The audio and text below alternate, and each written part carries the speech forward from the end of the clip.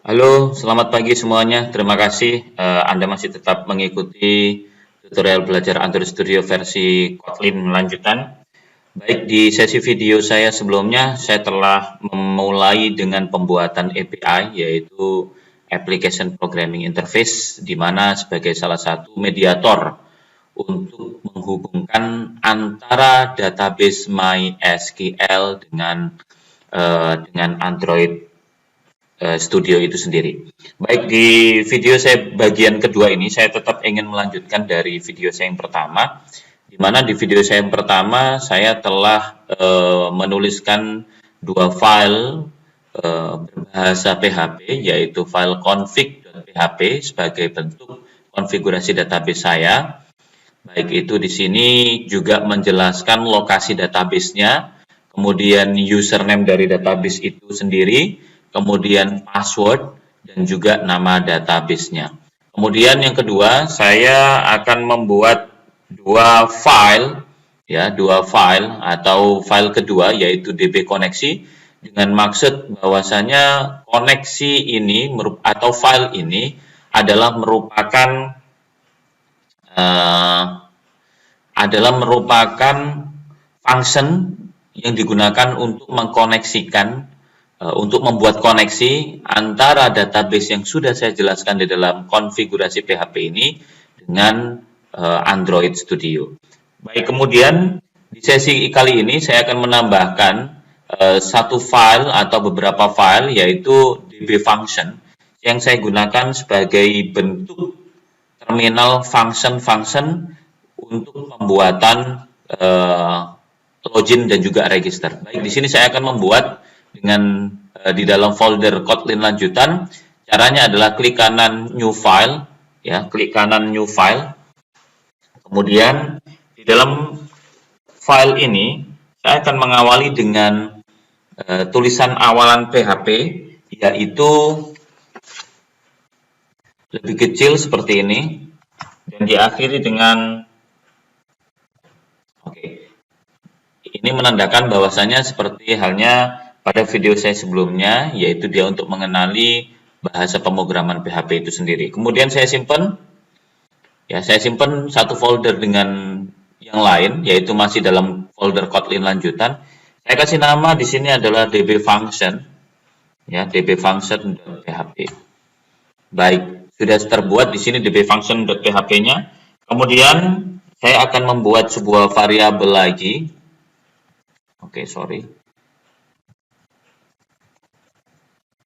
Privat string koneksi,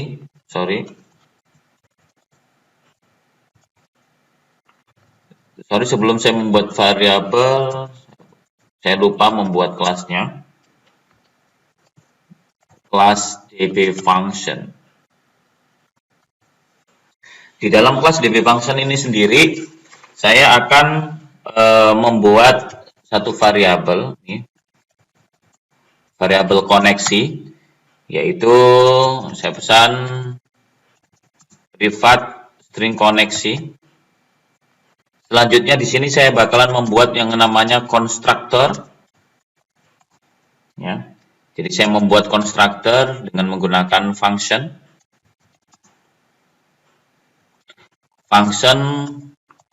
construct.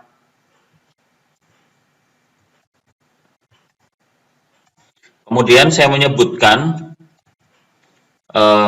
file database koneksi. Kegunaan saya adalah untuk membuat sebuah bridge atau sebuah jembatan antara MySQL dengan Android. Berarti di sini saya buat require once.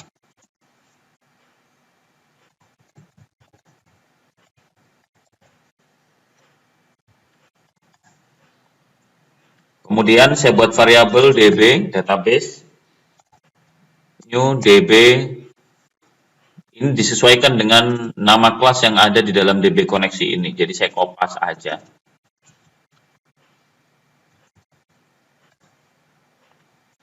Kemudian this koneksi sama dengan db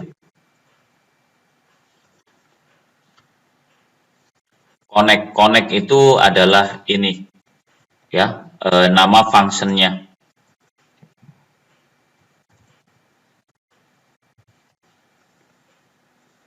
Selanjutnya, di sini saya akan membuat, kalau saya membuat konstruktor berarti saya harus membuat destruktor. Saya membuat destruktor di sini.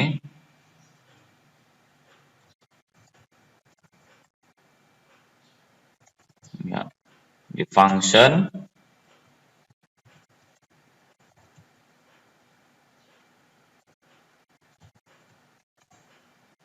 Oke. Selanjutnya, saya akan membuat sebuah function untuk login. Jadi saya akan membuat function untuk login. Function loginnya saya buat dengan perintah public function. Saya akan membuat check login terlebih dahulu, variabel check login. Di mana variabel check login ini dia akan akan mengirimkan dua parameter, yaitu parameter username dengan parameter password. Jadi saya akan membuat sebuah parameter di sini, namanya parameter username dan parameter juga password. Nah, oke. Jadi saya membuat sebuah function bertipikal public dengan nama check login, di mana check login ini memiliki dua parameter yang akan dikirimkan ke dalam sebuah metode, yaitu saya buat variable statement dulu. Kegunaan variable statement ini untuk menyimpan statement-statement yang berkaitan dengan perintah SQL. Saya buat dulu this koneksi. Oke, prepare. Nah, ini adalah perintah SQL untuk melakukan pengecekan terhadap database. Namun, karena kita belum membuat sebuah tabel, maka di sini saya akan membuat tabel terlebih dahulu, ya. Tentunya jika Anda tidak menggunakan MySQL Server seperti halnya pada laptop saya, tentunya kalian nanti harus membuat sebuah database, sebuah tabel di dalam phpMyAdmin. Nah, bila Anda masih mengalami kesulitan di dalam pembuatan tabel di DB phpMyAdmin, nanti teman-teman bisa kontak saya untuk menanyakan itu. Jadi saya membuat tabel dulu di sini. Saya kasih nama tb user. Nama tabelnya saya memberikan nama username. Username ini adalah varchar, saya buat 20, not null, dan bentuknya adalah primary key, artinya username tidak boleh double. Ya, username tidak boleh double. Kemudian saya buat yang lain, var nama,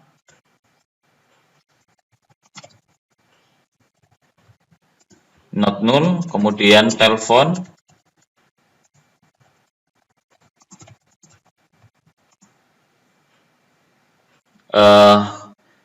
username, nama, telepon, kemudian password. Password saya buat password. Oke, not null. Oke, sudah saya bentuk tabel saya. Kalau saya mau lihat untuk beberapa fieldnya, saya bisa menyebutkan atau menuliskan perintah description atau deskripsi dari tabel user itu sendiri. Oke, ini sudah terbentuk. Saya memiliki 4 kolom, di mana ada kolom username, ada kolom nama, kemudian telepon, dan juga password. Nah, di sini saya akan menuliskan pengecekan dari login saya adalah user dan juga password. Jadi saya menggunakan perintah select everything from tb user where username sama dengan, bentar, ini saya kecilkan aja,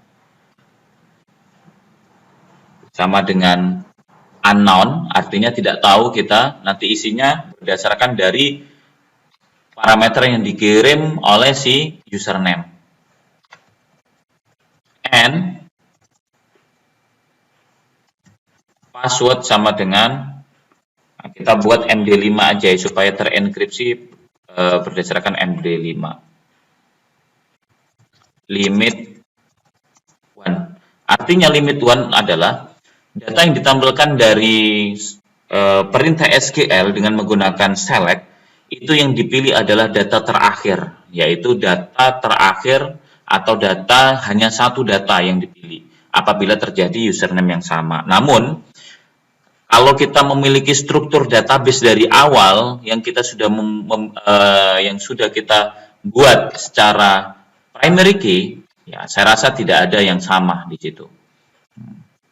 Jadi saya kembali lagi ke sini. Nah, setelah kita buat seperti ini, statementnya sudah kita siapkan, baru statementnya kita arahkan dengan arahkan ke parameternya, atau kita menjelaskan parameternya untuk mengarah ke dalam parameter yang di atas. Jadi statement bind parameter, bind param, kita menggunakan string dua kali, berarti string. Username bernilai string, password juga bernilai string, berarti string.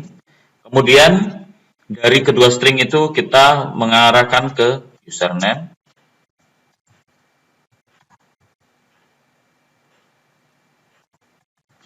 Oke, selanjutnya saya akan melakukan pengecekan terhadap isi dari statement yang di atas. Saya melakukan pengecekan dari isi statement yang di atas, yaitu jika statement sudah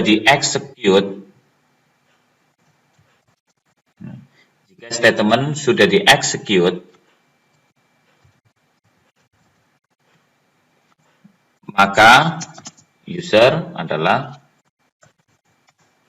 statement get result. Get result itu untuk mendapatkan hasil daripada si query tadi. Fetch esok. Oke. Kemudian setelah didapatkan isi daripada query tersebut, maka si statement saya close.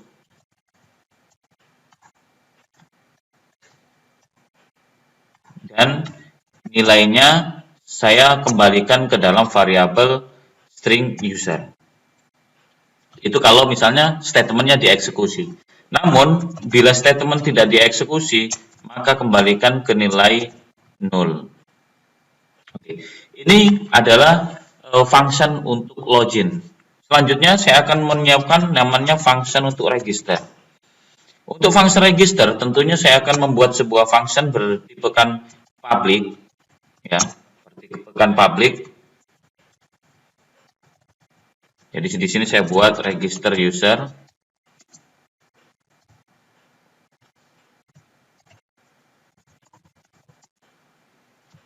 Kemudian saya buat kalau untuk register user berarti kita nanti bakalan menyimpan data ke dalam semua bagian kolom ini. Berarti semua bagian kolom ini akan saya masukkan dalam sebuah parameter.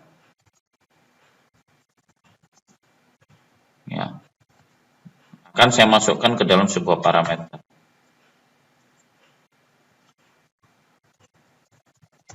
Oke, di sini saya juga membuat sebuah parameter.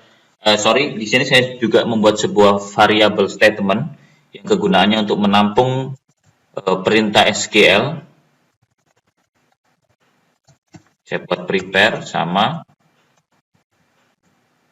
Berarti di sini saya buat insert into user. Anda juga boleh menyebutkan kolom-kolom dari database yang Anda tulis tadi, ya. Di dalam sini saya boleh menyebutkan juga, boleh juga tidak, tapi harus terurut. Di sini kita buat values. Kalau kita lihat, saya menyebutkan 4 kolom, 1, 2, 3, 4, 5. Nah, maka di dalamnya juga kita berurutkan, misalnya untuk username berarti unknown, kita nggak tahu nanti isinya apa. Ya, kita serahkan kepada variabel yang dikirim ke sini. Kemudian urutan yang kedua yaitu nama juga unknown, telepon juga unknown. Namun untuk password kita akan mengenerate atau kita akan mengencrypt ke dalam MD5 Berarti kalau mau mengencrypt ke dalam MD5, tentunya kita harus awali dengan MD5 buka kurung unknown. Nah, seperti ini. Selanjutnya,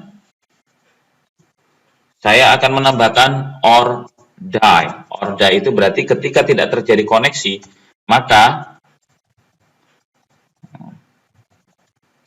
koneksi tersebut error.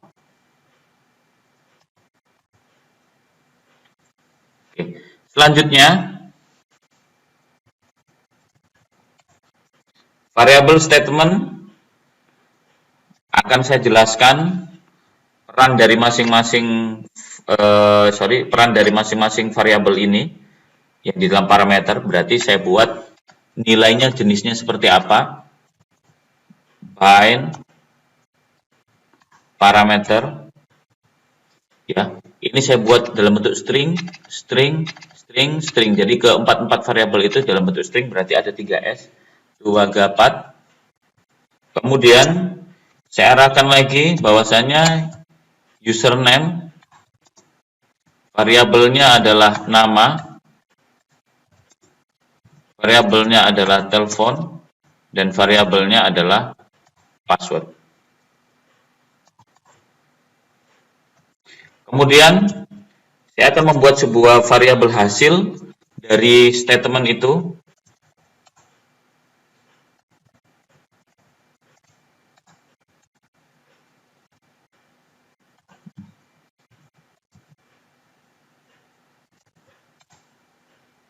Ya, setelah itu saya close. Nah, setelah saya close statementnya, kenapa statement ini close? Karena hasilnya saya sudah pindahkan ke dalam variabel hasil. Selanjutnya, saya akan membuat sebuah kemungkinan yang bertumpu kepada variabel hasil. Karena memang variabel hasil ini merupakan variabel terakhir setelah mendapatkan hasil daripada statement yang telah dieksekusi. Jadi saya buat jika variabel hasil, ya, jika variabel hasil bernilai true, maka kembalikan ke true. Namun, jika variabel hasil, artinya jika variabel hasil itu tidak berhasil, nah, artinya error, maka returnkan ke nilai false. Oke, sudah. Setelah kita membuat sebuah variabel, setelah kita membuat sebuah function, di dalam function tersebut berisikan kumpulan function-function untuk menangani login dan juga untuk menangani register. Selanjutnya saya akan membuat sebuah validasi. Nah, saya akan mengawali dengan validasi register terlebih dahulu, karena baru nanti validasi untuk cek login. Baik, di sini saya akan membuat validasi seperti halnya yang saya tulis dalam rangkaian notepad ini, berarti register.php. Ya, berarti klik kanan, new file. Saya akan awali dengan seperti halnya biasa. Berarti lebih kecil, PHP.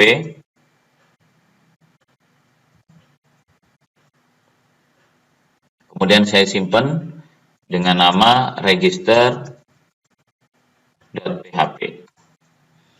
Oke, selanjutnya di sini saya tetap, karena validasi itu mengacu ke dalam DB function. Ya, lagi-lagi validasi itu mengacu ke dalam DB function, maka saya harus mengincludekan atau membaca daripada isi dari DB function itu sendiri. Untuk cara membacanya berarti saya buat require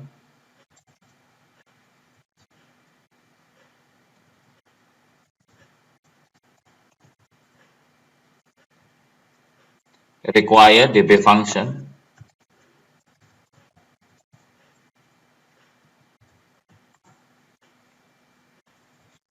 Oke, kayaknya enggak. Bentar, salah tulisan. DB function disesuaikan dengan nama yang ada di sini.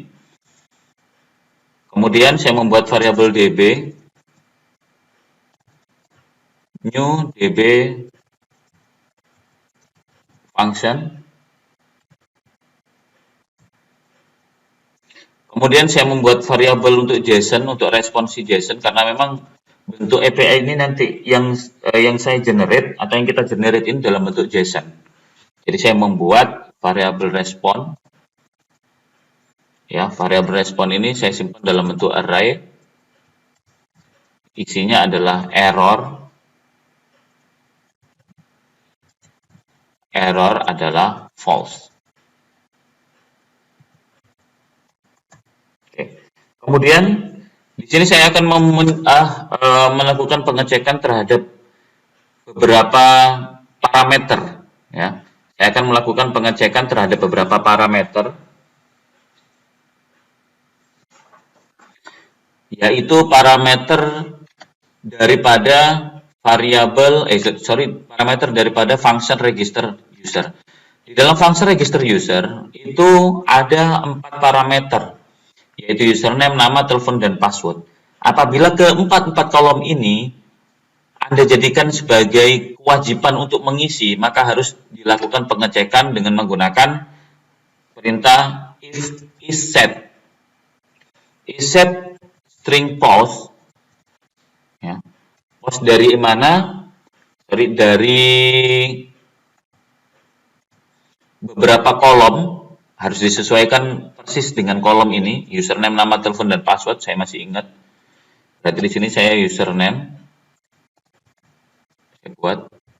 Kemudian dan isSet string post. Kemudian di situ ada nama. Kemudian dan isSet string post. Kemudian di situ ada juga telepon.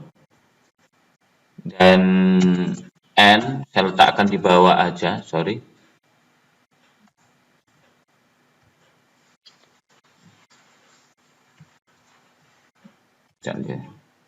isSet string post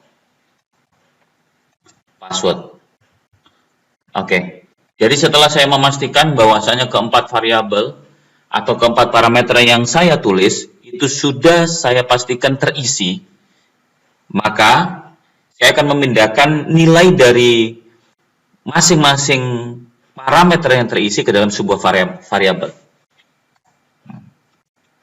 Saya buat variabel dengan namanya sama saja, yaitu untuk variabel username adalah merupakan isi yang dikirim kepada variabel username.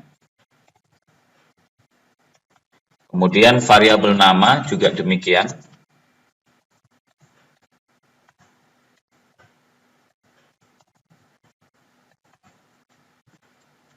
Telepon.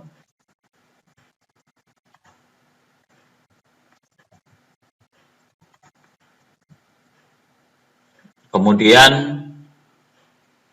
setelah telepon tadi apa, password.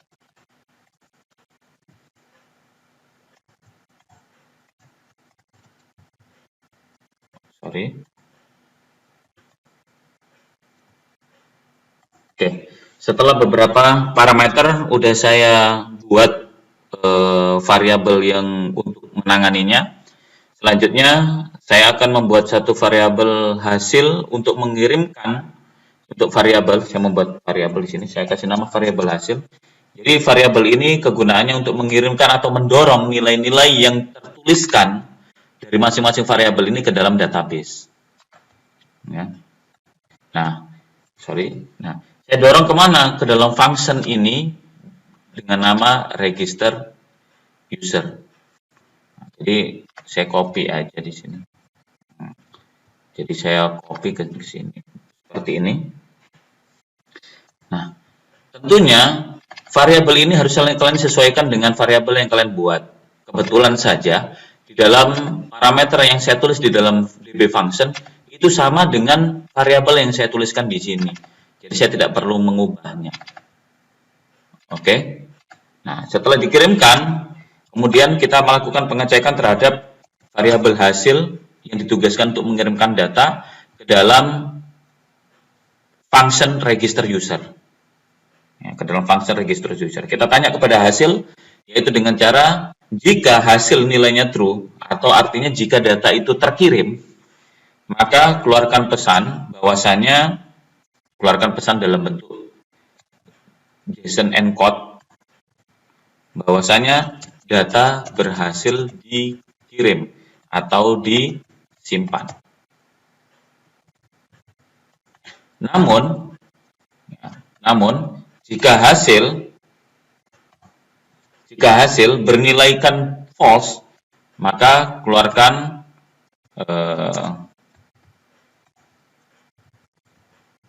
pesan dalam bentuk JSON encode juga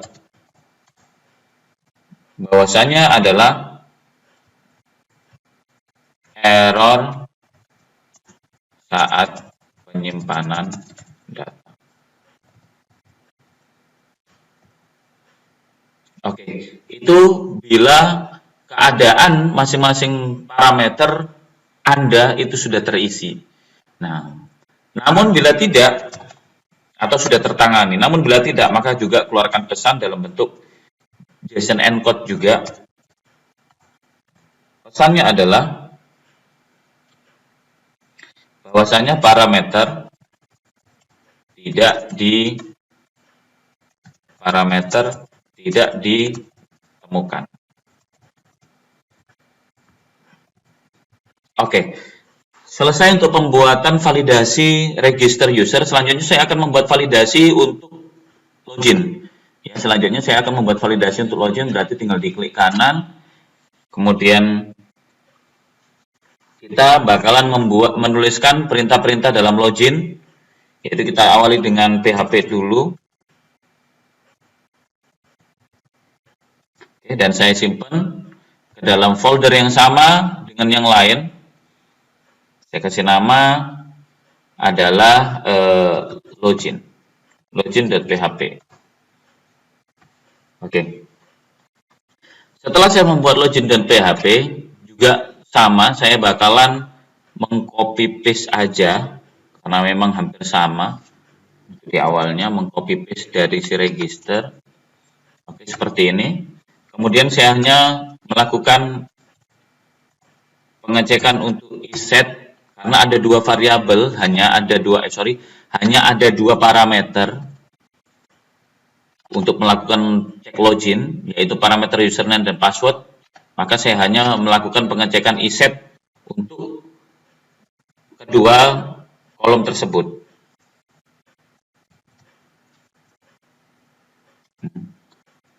Yaitu username dan iset untuk password.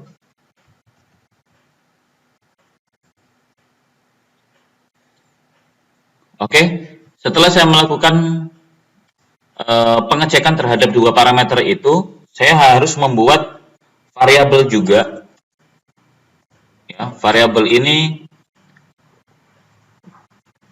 kegunaannya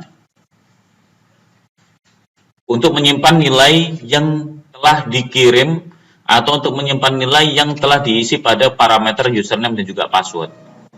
Jadi di sini saya membuatnya seperti ini, username, dan juga saya membuat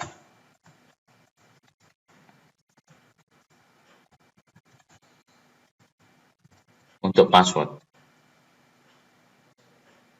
Oke, kemudian saya akan mengeksekusi perintah dari function check login. Saya akan mengeksekusi, ya, eksekusinya saya simpan dalam sebuah variabel user.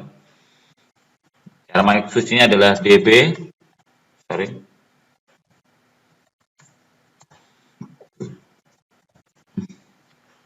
kemudian saya menyebutkan nama function check login beserta juga isi di dalam parameternya itu apa.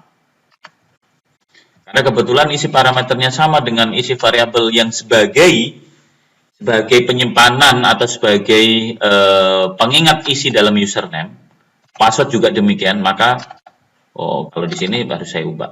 Kecuali di sini ada tuliskan begini, ya ini boleh.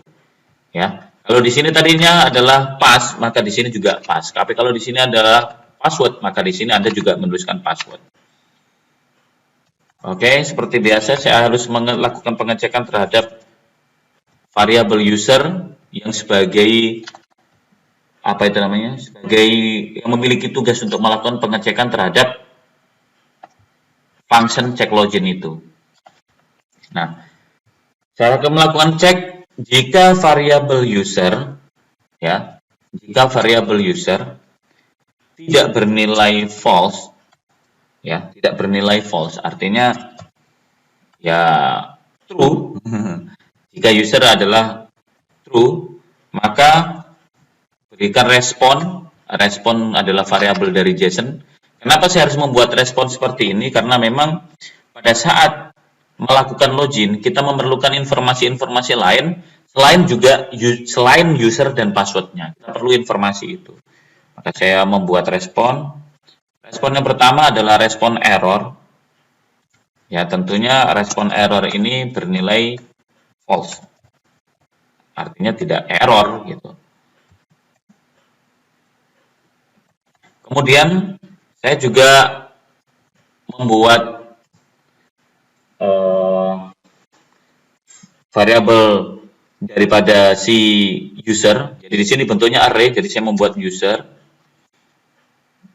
User ini merupakan variabel dari user ini. Dan di sini adalah merupakan ininya kolomnya. Jadi saya membuat kolom di sini. Username, user dari username.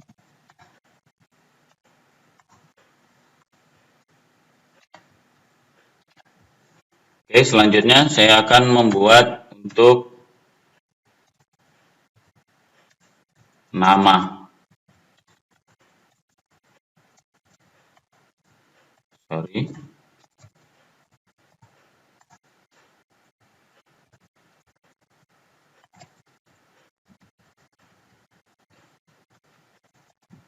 Untuk telepon,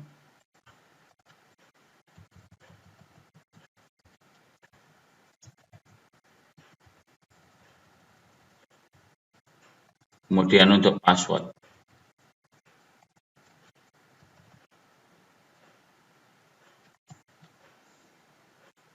Selanjutnya, saya ingin tahu hasilnya dengan memberikan echo JSON encode untuk melihat hasil daripada respon itu sendiri, daripada variabel respon ini. Else, jika terjadi kegagalan dalam proses pengecekan login, maka saya juga bakalan menyimpan ke dalam respon, yaitu error. Errornya bernilai true. Kemudian saya juga membuat respon untuk pesan.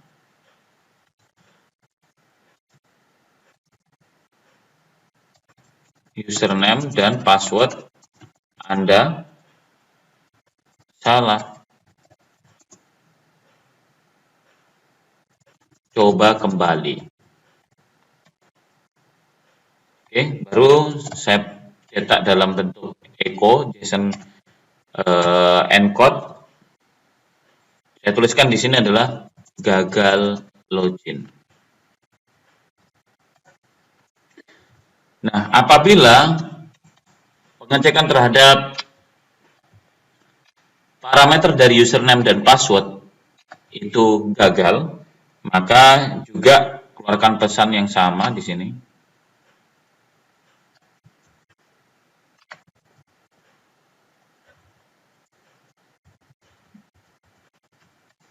Yaitu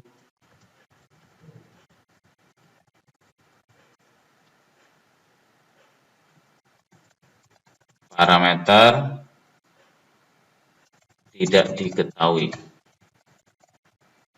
Kemudian kirimkan pesan dalam bentuk respon. Oke, nah ini validasi untuk cek login sudah kita buat. Berarti selanjutnya saya lakukan pengecekan dengan menggunakan REST API. Nah, saya melakukan pengecekan dengan menggunakan REST API.